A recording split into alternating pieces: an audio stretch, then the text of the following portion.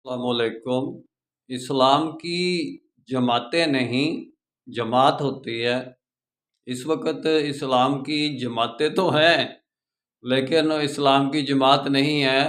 तो उन जमातों को ये हक हासिल नहीं है कि वो अपने आप को इस्लाम की जमातें कहें, क्योंकि इस्लाम की जमातों की इस्तिलाह तो मोहम्मद रसूलुल्लाह से साबित ही नहीं है।